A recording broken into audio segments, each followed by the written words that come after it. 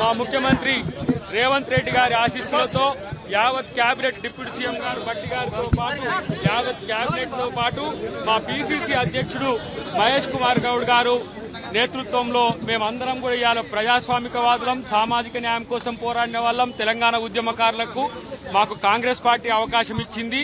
ఈ అవకాశం తెలంగాణకు మేము మళ్లీ పునరంకితమయ్యే అవకాశం మాకు కల్పించినట్టుగా భావిస్తున్నాం.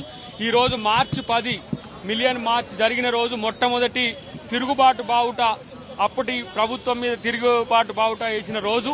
మరి ప్రజాస్వామిక పద్ధతిలో తెలంగాణ ఇచ్చిన సోనియా గాంధీ గారే ఇలా మమ్మల్ని మళ్లీ తెలంగాణ కొరకు మీరు సర్వీస్ చేయమని పంపించిండ్రు. దాంతోపాటు ఇక్కడ ప్రభుత్వంలో ఉండడం వల్ల ఈ అవకాశం ఇచ్చిన ముఖ్యమంత్రి రేవంత్ రెడ్డి గారికి మా ప్రత్యేక కృతజ్ఞతలు. ఈ రోజు ప్రతి ఒక్కరు కూడా తెలంగాణనే కాదు తెలుగు రాష్ట్రాలు మొత్తం కూడా సంతోషపడుతున్న ఎన్నిక ఇది. మా జీవితంలో మాత్రం మర్చిపోలేనిది మరి మాకు అవకాశం ఇది. రేపు మాకు ఎన్నిక కూడా జరుగుతుందనే భావన ఉంది.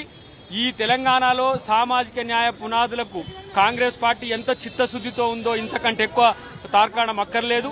కాబట్టి మేము ఈరోజు తెలంగాణ ప్రభుత్వం చేసే అంశాలను, ప్రజల సమస్యలను పరిష్కారానికి మా గొంతును వినియోగించిన ఇన్ని రోజులు మేమే ఇప్పుడు పరిష్కరించే దిశకు మాకు అవకాశం కల్పించిన కాంగ్రెస్ పార్టీకి ప్రత్యేక కృతజ్ఞతలు తెలియజేస్తూ ఒక్కటి మాత్రం చెప్పగలం, తెలంగాణ ఎన్ని ప్రాణత్యాగాల పునాదుల మీద ఏర్పడిందో, తెలంగాణ సమాజం ఏం కోరుకుందో కాంగ్రెస్ పార్టీ అది అందించడానికి సిద్ధంగా ఉంది.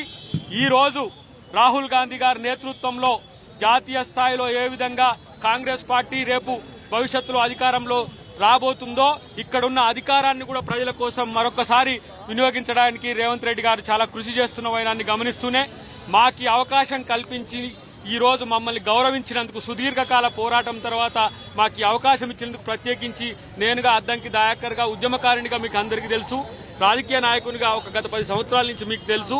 ఈ రోజు ఈ అవకాశం ఇచ్చిన ముఖ్యమంత్రి గారికి అధిష్టానానికి నా ప్రత్యేక కృతజ్ఞత.